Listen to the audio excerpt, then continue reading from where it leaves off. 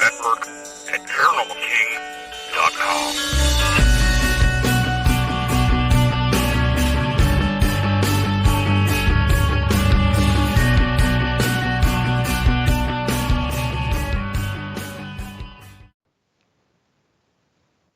Welcome to the Paranormal News Insider for the week of December 15th, 2020, and officially episode number 462. And this is your host, Dr. Brian D. Parsons, and we are live on the Paranormal King radio network at paranormalking.com. And we are officially halfway through the month of December. Today's the 15th. Which you're like, no, because there's 31 days. But for me, this is the third show of 5. So we are officially halfway through as far as I'm concerned. Plus the 15th is most of the way over. So anyway, technicalities. But yeah, 2 more shows left in 2020.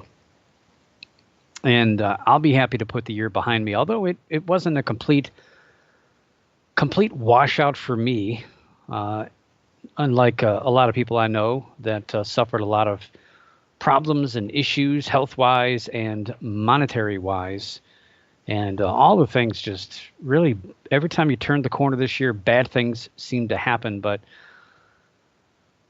I don't know, it's been a pretty decent year. I'm not going to complain, although all the other stuff that's been going on really hasn't been fun. But anyway, the paranormal news as the paranormal year is winding down, and we're hitting the tail end of everything. And, you know, I always say it's pretty rare that a big story pops up toward the end of the year. Of course, I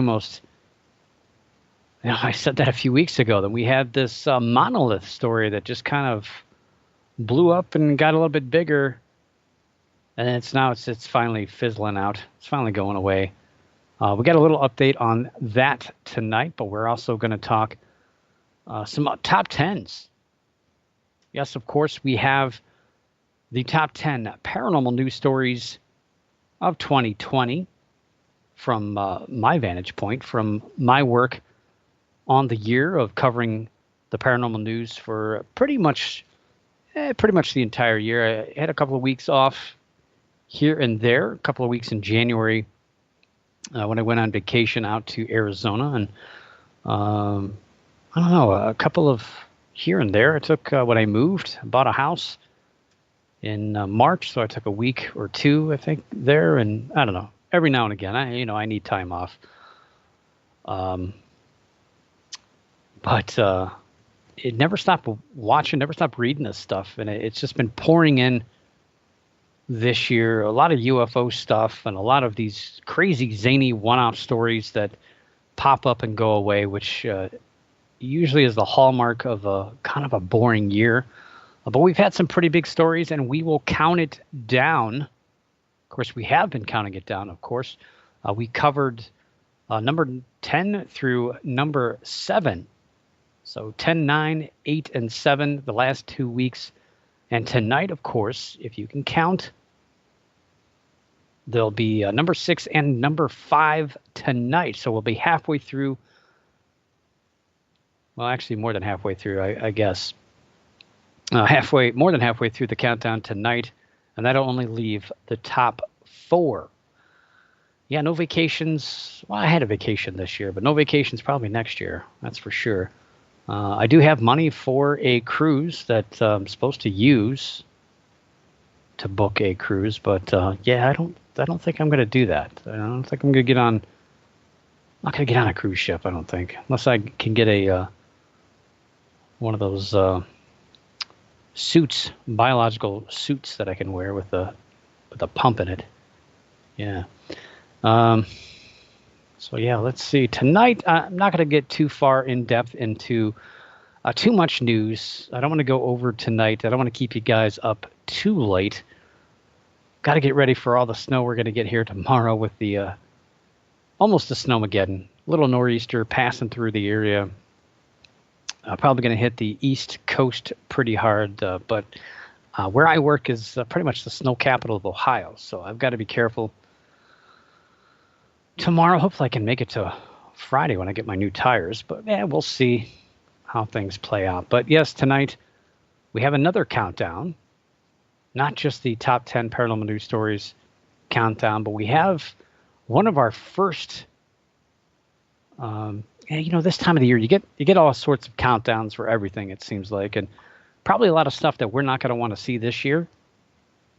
It seems like celebrity deaths has been a topic every now and again, every few years. What was it, 2016, when it seemed like, my gosh, it just never stopped. Well, this year has been absolutely horrible for this. Some big country singers, we lost a few of those this year. We've lost probably one of the most popular basketball players in recent memory.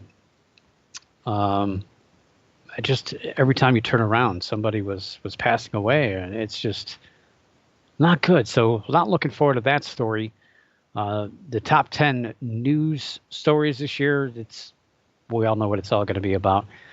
But yeah, generally you start getting some stuff with the paranormal this time of the year as well. I'm waiting for the top cryptid stories. Generally comes out. Lauren Coleman usually puts out some stuff. Haven't heard anything this year from his camp. He usually does the cryptozoologist of the year as well, and should have been by now. Maybe I just missed it. I'll have to look that up later now that I'm reminding myself.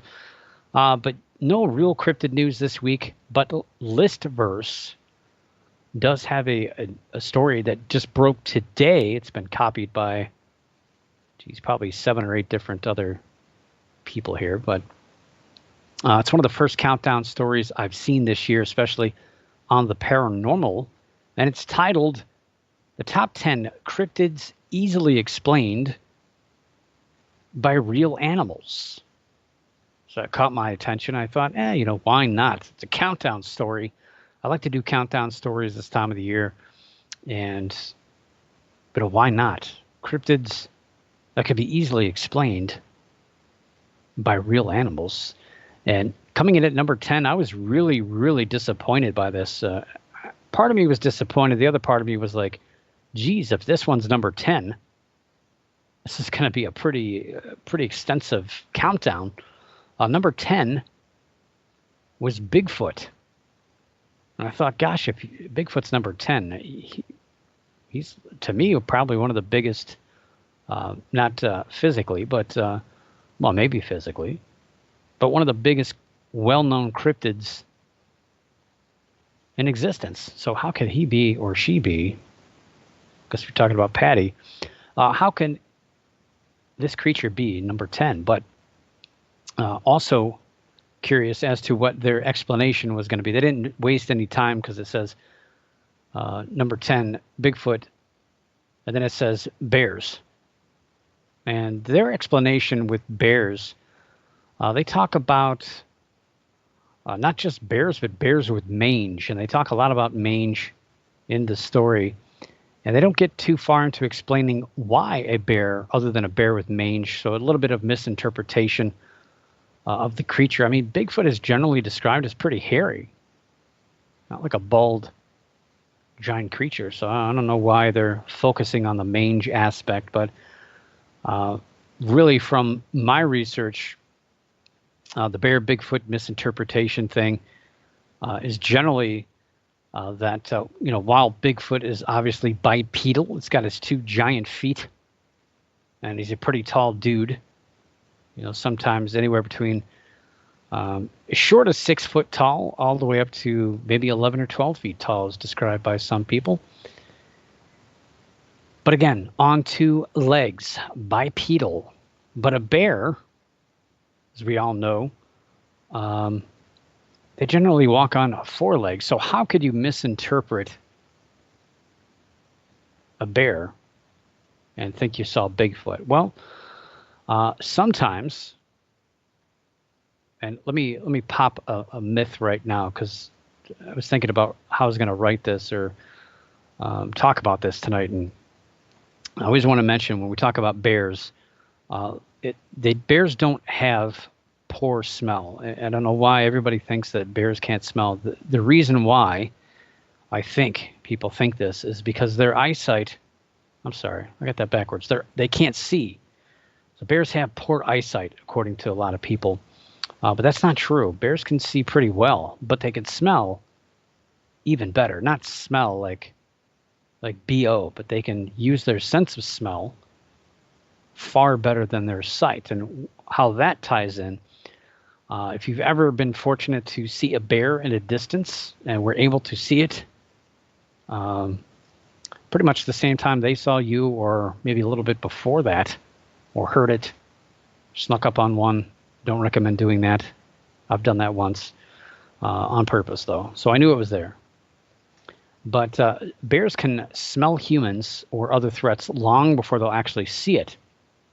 And so to gain an advantage, to actually see this potential threat, they'll hop up on their back legs to get a better view. So I think this is what a lot of people see. They are walking through the woods. They're talking on their, doing their little YouTube show. And this bear hears this racket, smells this onion breath walking through the woods. And it hops up on its back legs to find out where that stench is coming from and all that racket. And that's when these people see these bears standing up, kind of hobbling around a little bit. They don't really walk too well usually on the hind legs, but I'm pretty sure this is probably one of the largest explanations for Bigfoot sightings. One of the top 10 stories a few years ago on the show was Pedals the Bear. So Pedals the Bear was recorded walking on his back legs across the lawn, the front lawn of somebody's house, just casually walking on two legs. It was kind of the weirdest thing you've ever seen. And it caused a lot of discussion about Bigfoot misinterpretation stories with bear walking on their hind legs. Now, this particular creature, Pedals, was thought to have been hit by a car at least once, and it had its front legs damaged, so it couldn't really walk normally. So they didn't think the bear was in a lot of pain, and there was a lot of stuff around that story. Unfortunately, the following year, Pedals was also in the top 10, but that was because a hunter decided to harvest poor Pedals. And again, more controversy as to whether that was the right thing to do or not. But anyway, Pedals was never really misinterpreted for Bigfoot. It was a pretty cool thing to see, but it does kind of open your mind to the potential of this happening. I think a lot of other Bigfoot sightings are just trees. People see trees and they think it's a Bigfoot. So number 9, gosh, how do you go up after talking about Bigfoot and bears? But number 9, again, I was a little surprised by this because I consider this one in the top 3. So number 9 was none other than Chupacabra. And Chupacabra is famous in Puerto Rico. But somehow, I guess people seem to think that it flew to the mainland United States on its tiny little wings. Now, stories of Chupacabra might just be dogs with mange in Puerto Rico, but here in the United States, it's not just dogs. It's also fox, coyote, squirrels. I've seen raccoons, and probably a lot of other animals that have been misinterpreted for this animal. And if you've seen the original drawings of the Chupacabra back in 1995, when the first actual sighting was made by Madeline Tolentino in Puerto Rico, this didn't look anything like a dog. It had long hind legs, short front legs, spines running down its back, giant bug eyes, giant front claws. Yeah, it didn't look anything like that. And other variations have shown wings, things like that. But yeah, it doesn't look very dog-like to me. But here in the United States, it's pretty much all that. We've seen stories off and on about people shooting and killing Chupacabra, but they turn out to be generally coyotes with mange because they had the large ears and things like that. Number 8. It's a creature we don't really talk about too much here. I don't remember the last time I've actually talked about this creature, but it's the jackalope. And the jackalope, again, I was a little surprised by this one. It's more of a folkloric creature, but it's still a cryptid. And they're pretty popular this time of the year for Christmas presents, I believe. Sighting of these creatures might have stemmed from real rabbits, but they suffer from a virus called the Shope papillomova virus, or SPV. And it's actually cancerous growths that come out of their head. And they're kind of like bony structures, but they're cancerous. And they could look like antlers. So that's kind of the thought behind this. I think it's just more or less just a hunter's joke. It's kind of a thing that they come up with to fool people who aren't used to being out in the woods. What's that other one? The snipe hunt. That's the other one. But unfortunately, snipe isn't really a cryptid. It's a real creature. But anyway, number 6. Wait, I missed number 7. Why am I jumping? Number 7, the Kraken. Or the Kraken. However you want to pronounce it, I don't care. I don't judge. Impressively, the giant squid is given as to the reason, as the real animal that's misinterpreted here. And it was proven to be real in the last few decades. The first actual photograph of a live giant squid wasn't made until 2004. And I believe the first video wasn't until 2008. So this is a fairly recent discovery. And, you know, the Kraken goes back to, you know, it's one of the original cryptids when you think about it. It's been around a long time. So these stories were based on some factual information, not just a complete myth. But despite the name giant squid, they only grow to be about 30 feet long, which is still pretty long. But what the story doesn't mention is that there's also the colossal squid, which can grow up to be about 46 feet long, and that's about as all we know so far. They could be a lot bigger than that, so probably more or less the actual description. So I'm sure somewhere, sometime, a ship might have been, I don't know, somehow, some way ran into one of these things, or one of these were dead and floated to the surface, and they just thought, my goodness, this is a giant creature. Maybe this is a baby, and they get a lot bigger. Maybe it could sink your ship. Maybe they did hit one, and a wooden ship was damaged and maybe did sink, or was damaged enough that they thought it could sink. Who knows? I wasn't there. I'm not that old. But somewhere, somehow, that legend was created. But amazingly, with the Kraken, we found an actual creature that matches the description. Granted, they don't grab ships and pull them down to the murky depths. At least we don't know they do. Granted, back in the pirate era, or even before that, these ships weren't as big as what we think they are, and what we see on all these movies and things. They weren't that big. But number 6, this might make some people a little nervous here. The giant spider.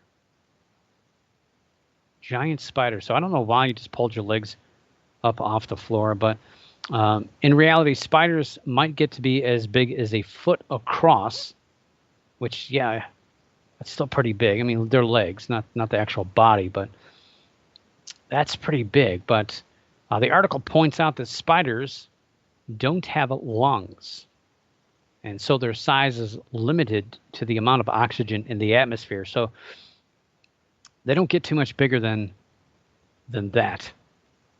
But it's still pretty scary to see a pretty big one. And yeah, they'll actually eat birds, which is kind of scary when you think about it. But I don't know. Cats are pretty small, and they eat birds too. So who knows? Some cats. Number 5. This wasn't a complete surprise, but their description of what the real animal is was kind of confusing, but the Mongolian death worm made the list at number 5. And despite the number of stories, the sightings are thought to be just sightings of a Tartar sand boa. Yeah, a snake. It's a big snake, but it's not that big, and they're not even red. Sorry, Kevin Bacon.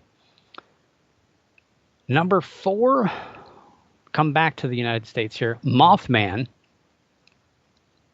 And poor Mothman, this one is explained away by an owl.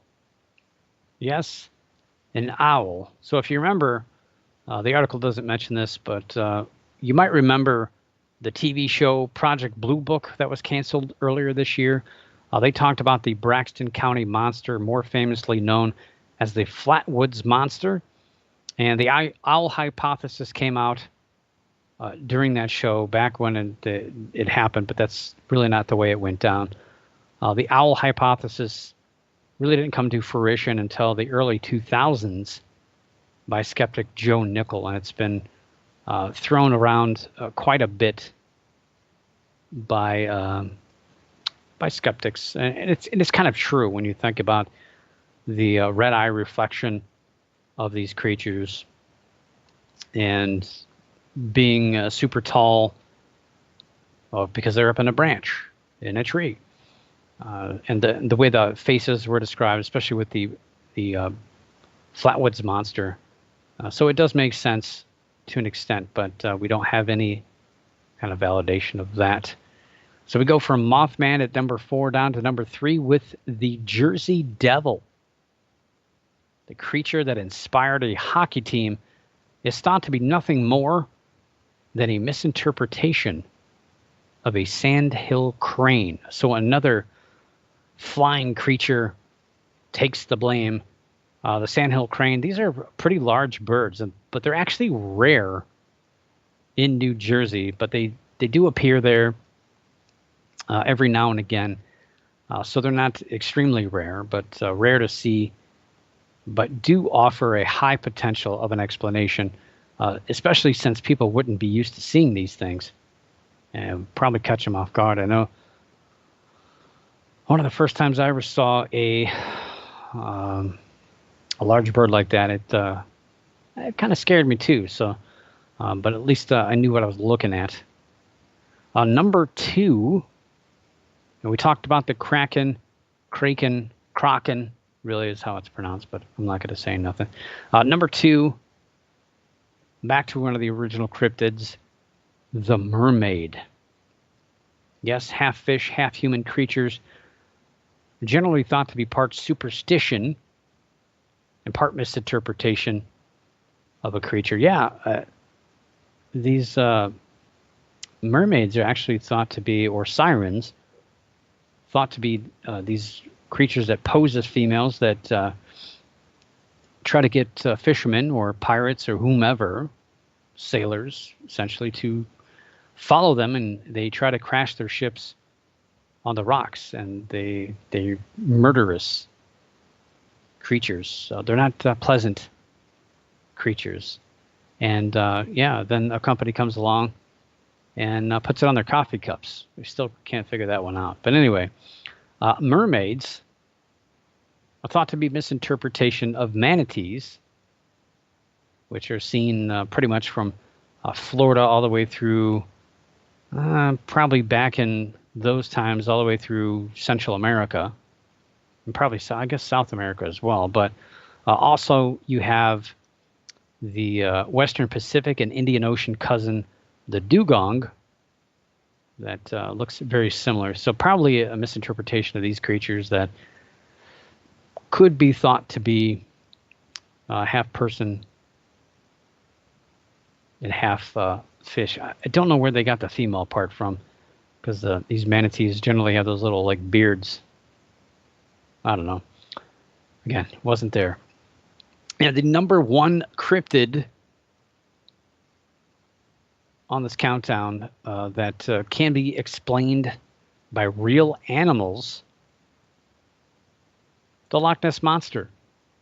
we forgot about that one. Top three,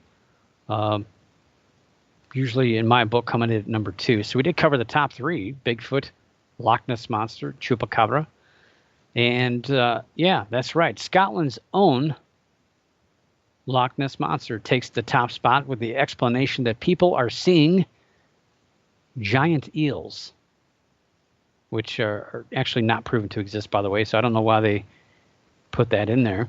They also say in the article that the second animal responsible for the misinterpretation is a Greenland shark. It's long thought that a Greenland shark was the inspiration for the rash of sightings in the 1930s that originally started all this. But they've been never been proven to live, I should say, in a freshwater lake. And during the massive DNA test from the Otago University a couple of years ago, they did not find any DNA at all of any shark in Loch Ness. So not a completely feasible argument for the Greenland shark to explain the Loch Ness Monster, since no one's caught one. It's never been seen, never been documented, and DNA did not show up during a pretty thorough examination of the water of Loch Ness. So I'm not sure how much water that one holds. But again, it's popular folklore, basically thought to be the inspiration for the original sightings. But I'm going to have to argue that one list verse. But still a nice story, a pretty good story. And it's always nice to have a countdown this time of the year. And speaking of the Loch Ness Monster, last week there were some heavy rains in the Loch Ness area, and a river ran over its banks and ended up flooding the Loch Ness Hotel. And sadly, the water damaged the gift shop and quite a bit of the floor level area, and the water spilled out into the parking lot. But another thing that was almost damaged out in the parking lot was a large Loch Ness Monster statue that is kind of poised, I don't know what the word would be, picturesquely in the parking lot, so you can see the Loch Ness behind it. Sure, they sell a lot of pictures. Don't think they charge extra, but I'm sure they put it on T-shirts. And there's a picture. I have a picture of that I'll throw into the chat room. Toss gently, I should say. So in the chat room, you can see the flooding water going down the parking lot. And there's the statue of the Loch Ness. That's not really the Loch Ness Monster. It's just a statue. And good thing. I mean, how ironic would it be that the Loch Ness Monster was swept over the hill, down into the loch, and I don't know, maybe it would float. That'd be kind of cool. The Loch Ness Hotel was opening this weekend to hold a benefit, the Monster Christmas Fair, to benefit MFR Cash for Kids. So they opened it nonetheless, even though there was flood damage, and it probably smelled a little bit. That damp carpet smell, yuck. But it was a good cause, so hopefully they raised some money, and they got some free advertising. Some free advertising from the flooding, and this story kind of went everywhere. And one last story tonight in the regular news. We kind of touch back on the monolith stories. So we've been talking, the last 2 weeks about the mysterious metal monoliths that have been popping up all over the world, and people claiming to have responsibility for them when they don't really have responsibility for them. One interesting story that I've seen in the last week centers on the Atascadero monolith in California. That was, I guess, the official third one to be discovered. Two guys got the idea while eating Mexican food at a Mexican restaurant on December 1st, and then they got to work on it that afternoon. And by Wednesday morning, which would be the following morning, the 10-foot tall metal structure was put into place. Now, this was after hauling the 400-pound structure 2 miles up a steep trail and also towing along 100 pounds of gear. Now, the men had thought much about taking the monolith down after a couple of days once some people saw it, and they didn't know how big of a story it would be, if at all. But again, it ended up being the number 3 monolith, and a pretty viral story worldwide.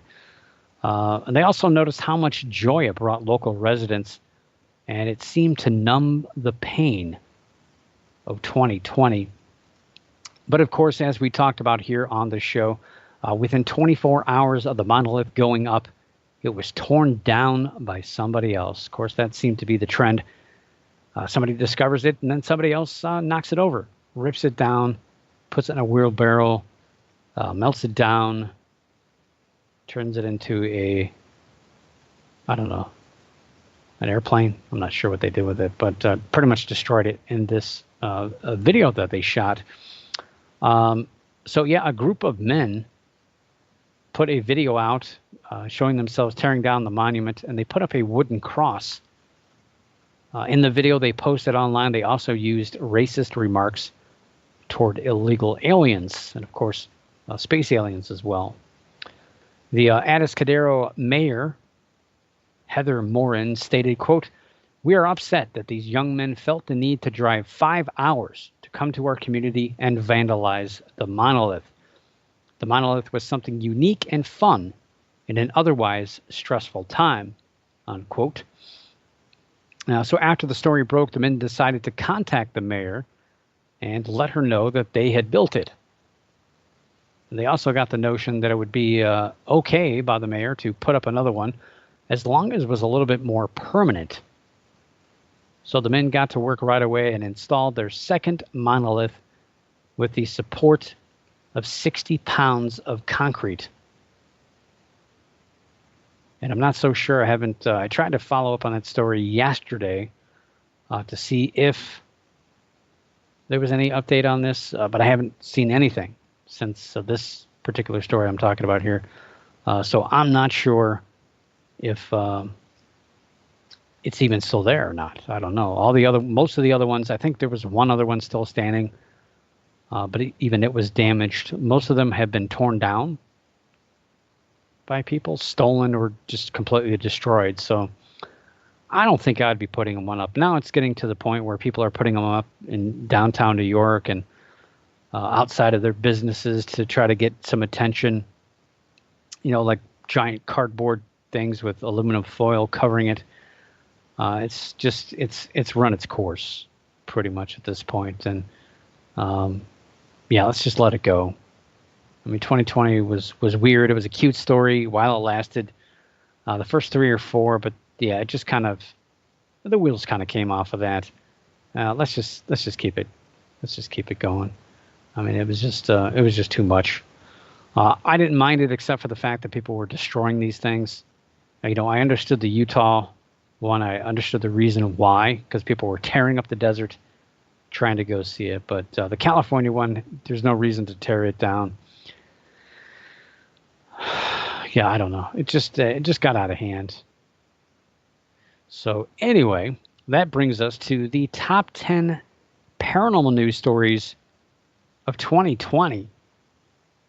So I'll do a quick recap of number 10, number 9, number 8, and number 7, which the last two, 8 and 7, were introduced last week during last week's show. It went a little bit over, so I kind of wanted to make sure I have time to talk about number 6 and number 5 tonight. So we're officially more than halfway through the countdown. It's pretty weird to be done, and kind of predicted to do 2 a night for the 5 weeks of shows that I do in December. And of course, if anything were to happen, it wouldn't matter if I didn't do it till January.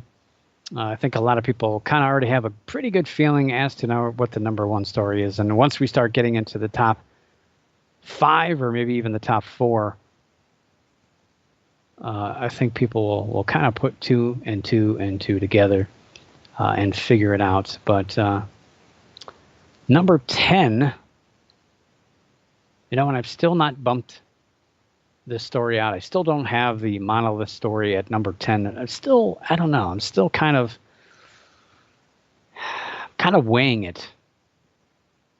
Still heavily in my mind. I'm still probably not going to go that direction, but it's still an option because it was such a large story. But I don't know how much it really had to do with the paranormal. But the number 10 story that I have was the MUFON director arrested. And that was the story about Jan Harzan, the executive director of Mutual UFO Network, who was arrested. MUFON, of course, being the largest UFO research and investigation outlet in the world. And he was arrested for some not so good activities toward minors. And the only real big thing about this that I'm weighing the option of kicking to get out of the top 10 is I really haven't heard any updates.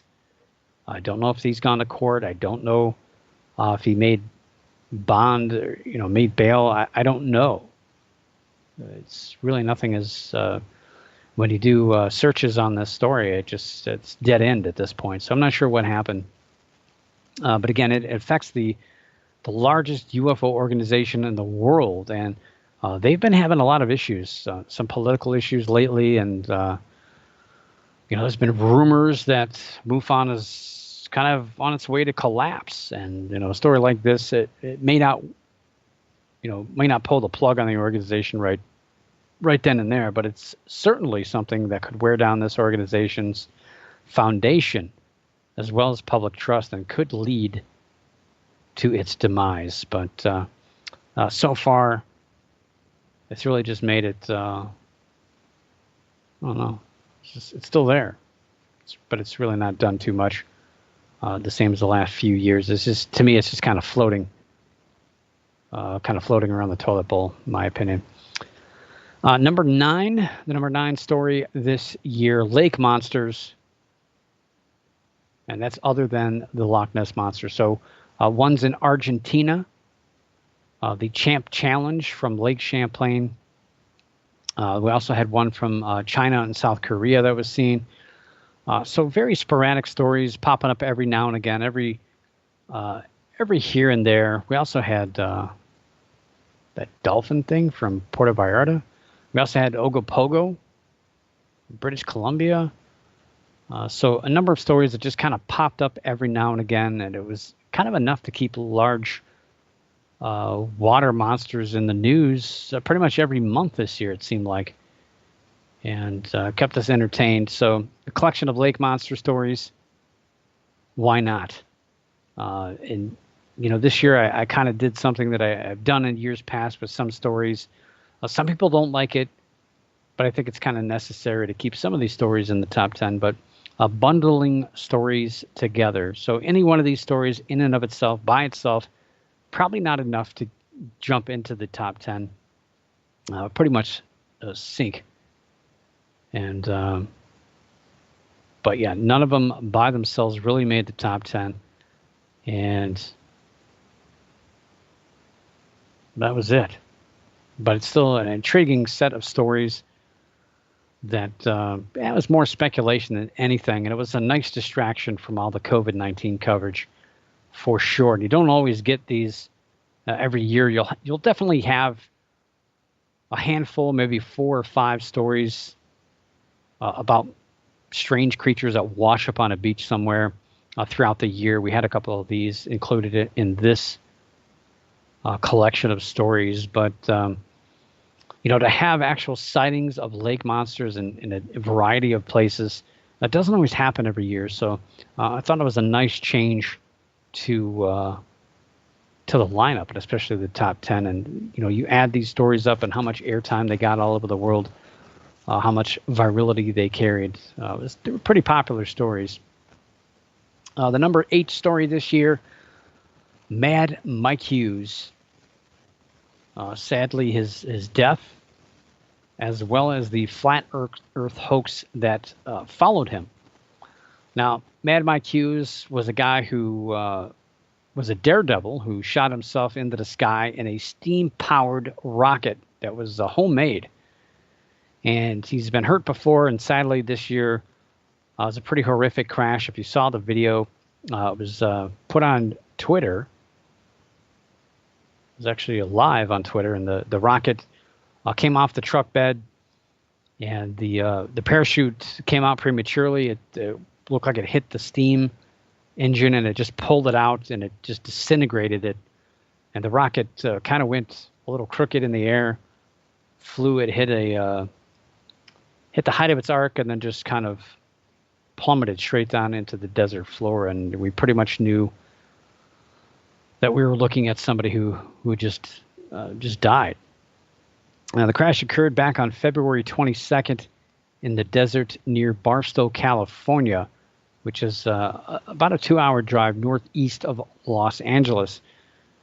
And he was filming an episode of a new television series, which is called Homemade Astronauts. We still have not seen anything from that. I'm not sure why. They could have done some editing or something. I don't know. But the whole entire time, all this, the headlines of his death were really talking about the flat Earth hoax, which had followed him, especially here in the Paranormal News Insider, off and on for the last few years. You know, it was always synonymous, Mad Mike Hughes and the flat Earth stories. I believe the flat Earth stories as a collective made the top 10 a few years ago, and he was included in that. But he had said that the flat Earth had nothing to do with his steam rocket launches, and his PR representative basically said that they used that flat Earth as a PR stunt because it got attention, it got headlines, it got people to want to know more about his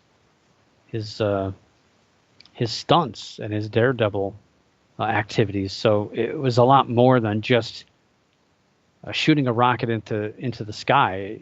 When you added this flat Earth stuff, he got more press through that than anything else. So sadly, he was known for that. And when he passed away, that was the headlines, although luckily it was kind of refuted, but I don't think a lot of people really paid too much attention to that. So the story made the top 10 because the saga of Mike Hughes has lasted a long time, and again, ties to the flat Earth stories of the past. And it really was one of the top stories of the pre-pandemic times. We have a couple of these that made the top 10 because obviously the world changed when he got into February, late January. I guess even mid-January is kind of when things started, but nobody took it seriously. And, you know, I know traveling in Arizona coming home, I saw a whole bunch of people wearing masks at Chicago O'Hare International Airport. I was like, what are these people wearing all these masks for? These aren't, typical type of people that you see wearing masks, and you don't expect to see that many people wearing these things. What's going on? And I really didn't put two and two together till I got home and kind of see the news cycle changing. But again, yeah, the story landed at number 8. No, that was bad. Shouldn't have said landed. It did make the top 8 because, again, of the attention with the flat Earth hypothesis. But unfortunately, that wasn't really part of it. But the fact that he kind of carried that torch, I figured this story should definitely be in there in the top 10. And it was a pretty big story until obviously COVID took over. The number 7 story this year of the top 10 paranormal news stories of 2020, SpaceX UFO. So SpaceX and the rocket launches of the Starlink satellites, the few that they had brought this year quite a few UFO sightings. There was actually another one last week that I can add to the list of all these sightings of these Starlink satellites. And UFOs were in the news quite a bit this year, and so were Starlink satellites and their launches. More launches this year than we've had in the last couple of years. So we'll see how that develops moving forward. You think people would be used to this stuff, but they're not. I don't get it. Don't know why. But it is kind of unique when you see this trail of lights in the sky. But I think we'll eventually get used to it. And unfortunately, we're also going to have to get used to these satellite constellations, as they're being called, clouding up the night sky and probably causing some reflections, some glint from the sun, and probably causing issues. I'm sure eventually he's going to be advertising with these constellations, lighting them up and spelling out words and things like large drones in the sky. Better not give him too many ideas, because that could be something that he could do. I can imagine him doing that. I mean, this guy launched the Tesla into space, for crying out loud.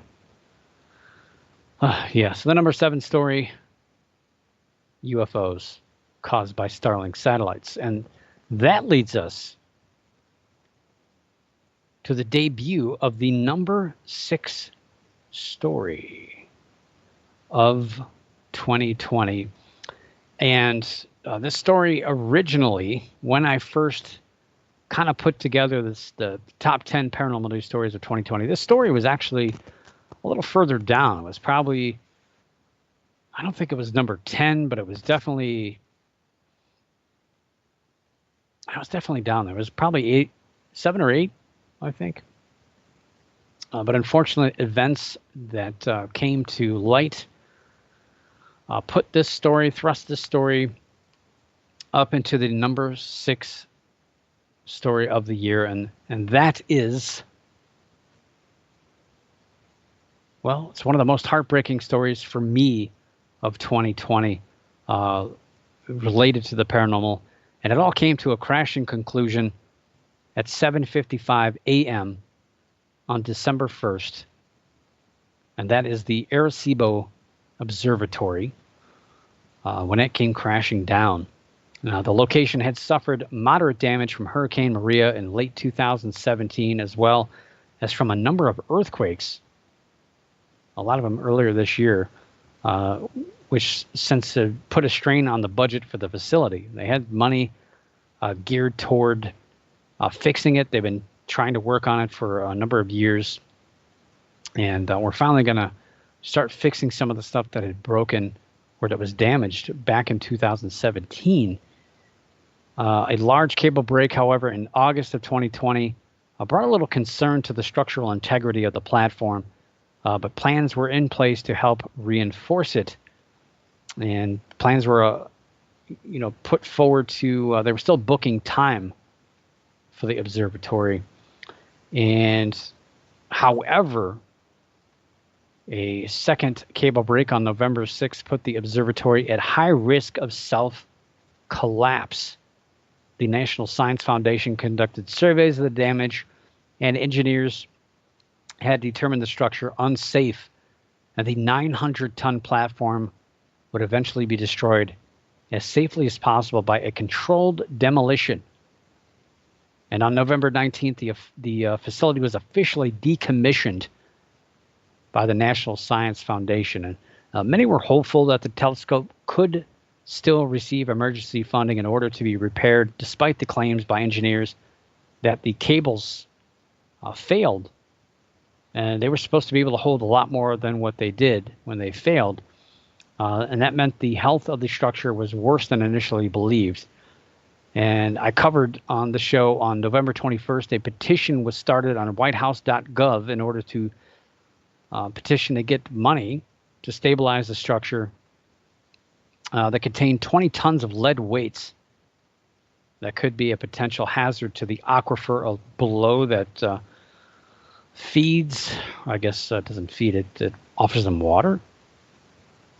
Just can eat water, I guess. The locals in Arecibo was afraid that it could potentially damage their water. The structure is also vital to the safety of the planet due to the observatory's unique ability to spot near-Earth objects, as these things whiz by us all the time. And they do threaten life on Earth to potential impact. Not that we can do a whole lot about that, though, right? Large rock's coming, it's coming. It's not like we're going to go up there, drill a hole in it, and wasn't that a movie? Yeah, it was a movie. Angel Vasquez, the observatory's director of telescope operations, was in the control room with others removing valuable equipment on the morning of December 1st when the platform gave way. He stated that during the week, other cables on that arm that broke began to fray, with strands visibly coming off the cables, which eventually led to the breakage. Drone footage captured the moment one of the cables came undone and snapped, causing other cables to break and allowing the platform to swing and essentially destroy itself. And it landed on the outside of the 305-meter or 1,000-foot wide spherical reflector dish. These videos came to light a little bit after. There was one kind of overview that came out that day or that afternoon, but a couple of other drone one came out a couple of days later, and luckily no one was harmed in the uncontrolled collapse. And of course, the Arecibo Observatory was completed in 1963 and was the world's largest single aperture telescope for 53 years. It was surpassed in July 2016 by the 500-meter aperture spherical telescope called FAST, built in China. The observatory is well known for its Arecibo message sent in 1974 by Frank Drake that includes data about Earth and humans. However, the merits and discoveries are long, including the discovery of the first exoplanet, binary pulsar, in addition to a huge chunk of data to the SETI at Home project, which that also came to an end this year as well. In addition to many other SETI projects, it was one of the most used telescopes next to the Green Bay Observatory in North Carolina, of course, for SETI. And science and the paranormal will definitely miss this telescope. So why this story made the top 10? Well, Arecibo was one of the most unique radio telescopes, even after it was no longer the largest. The observatory had carried out more work for SETI projects than any other telescope, and obviously is well known for its message sent into outer space in 1974. Most astronomers agree the loss of this telescope will hurt the efforts of locating near-Earth objects and the work this unique telescope was able to conduct. That even though the FAST telescope is bigger and it's more up to date, it still doesn't have the abilities that Arecibo had to do different tasks. So yeah, this telescope will be missed. So why was the story only number 6? If it's such a large impact, and it did have ties to SETI and the search for extraterrestrial intelligence. Well, the paranormal community seemed unaffected by the loss of the observatory, and while 2020 was full of devastating losses, fear, and more important things to worry about, the observatory's destruction was kind of more of a burden for scientists. And in reality, a lot of people saw the writing on the wall 4 or 5 years ago during damage even prior to Hurricane Maria. This has been something that's been talked about for a long time. The observatory everybody knew it was kind of coming to an end eventually. So it was a very sad moment, but it was actually not one that was a complete surprise. So Arecibo Observatory coming in at number 6 this year, sadly. Number 5, you might not remember this story, but it was probably one of the biggest stories leading into the year. Little did we know what 2020 would become. But the number 5 story this year on the top 10 paranormal news stories of 2020, the mysterious Western U.S. drones. So yes, the biggest mystery of January centered on drones. And since mid-December, sheriff departments in Colorado, Nebraska, and Kansas had been inundated with calls of swarms of giant drones in the sky. One witness described seeing about a dozen or more drones that had a wingspan of at least 6 feet. It wasn't too long that sheriff departments were then joined by the FBI, the FAA, and the Air Force in getting to the bottom of the mystery that had many residents in these 3 states feeling nervous, vulnerable, and downright scared. A local CBS affiliate waited for nightfall with one of the witnesses and was actually able to document one of the drones. The FAA and Air Force both claimed they did not know who was behind the drones, and the FAA even said they weren't sure if they were drones, despite the number of witnesses and videos that were coming forward.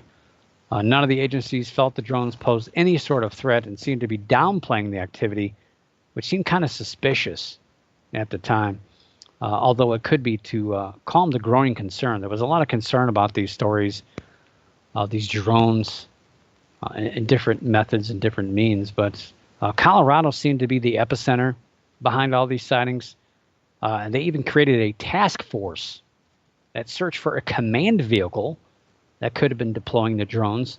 So looking for a closed box trailer with antennas, or maybe even a large van, and even a specially armed airplane with 3 cameras that see in color and infrared even went in search for drones, but had no luck.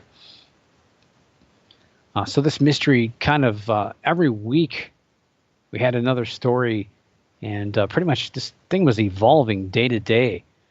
And, we kind of leaned toward the military drone hypothesis, where we thought that potentially military drones were kind of circling the area, and maybe other people were using their homemade drones, but these other drones were kind of scaring them off or shooting them down or doing something. And a lot of stories kept coming forward.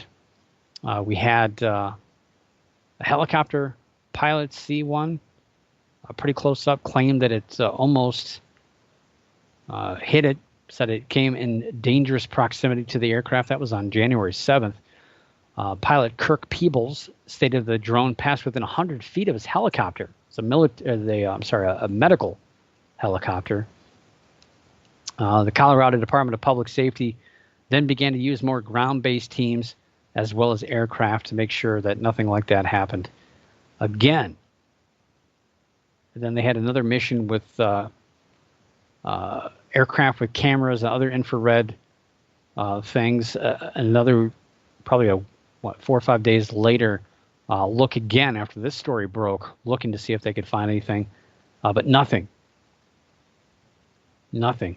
On January 11th, the Colorado Department of Public Safety tested a small drone at low altitude as part of training for state workers. They were kind of using this as a test to see whether or not people were being fooled by smaller drones and thinking that they were actually larger. So even conducting some tests to test some hypotheses about this. And then it kind of unwound a little bit more after that, as after the large drone sightings, there'd been no physical evidence of large drones in the days and weeks that followed. And a lot of people were leaning toward this just being mass panic over a random sighting or something that caused misinterpretation. Maybe there was one large drone, but all these other stories were just probably smaller things. So after these sightings began, there was pretty big national attention. There were over 70 local, state, and federal agencies, military officials, and the FBI, a lot of people getting involved in this. A joint drone task force was formed with 10 to 15 separate agencies trying to solve these sightings. And it kind of came down to it that, potentially even the helicopter that claimed that they saw one in close proximity might have misinterpreted something else, such as a bird or a balloon, or even a plastic bag. This has been documented by other drone sightings over the years, purported drone sightings, even though drones have become something of a focus. But yeah, it pretty much came down to the fact that nothing was ever discovered about this, that no large drones were ever seen, nothing of all the flights that were looking for these things, infrared radar and telescopic lenses, all these different things that were being used by different agencies. Nobody saw anything. Whether this was a big cover-up for something else, we don't know. So why did the story make the top 10? Well, it was a pretty big story to begin 2020 on, and we may not remember that because of everything that's happened since then. And of course, it was the most viral story of the month of January, at least paranormally speaking, until really the novel coronavirus took over and started to invade the United States. And of course, Kobe Bryant and his daughter, when they perished in the Calabasas helicopter crash, that really took over the news feed, and this drone thing just kind of went away. So why is the story only number 5?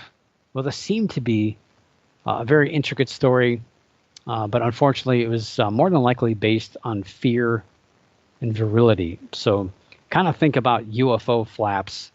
So this started with one thing, and just kind of the perception of the events and the fear itself probably carried the story a lot farther than what it should have. And again, there might have been some legitimate sightings of drones. Most of the reports were probably, more than likely, misidentification. And a lot of work has been done on that, as well as drone sightings. A lot of these are just misinterpretation of other things, just like UFOs. So this story was quickly lost in a very, very eventful January. We had a lot of stuff going on between the coronavirus, like I said, the Kobe Bryant accident, the Australian fires. I mean, it goes on and on and on with everything that was going on. So the story, unfortunately, just kind of got lost, although it probably went away on its own anyway because there was really nothing to it. So number 5, the mysterious mysterious Western drones is your number 5 story of 2020. And gosh, now we're left with the top 4. And next week we'll talk about number 4 and number 3. So we're almost done. So with that, we are done, at least for this week. And we will see you next week. But for now, you know how it goes. Keep your eyes in the skies, your ears in the woods, the hair standing on the back of your neck, and always keep your mind slightly ajar. And above all else, don't stop believing. For the Paranormal News Insider, this is Dr. Brian D. Parsons reporting.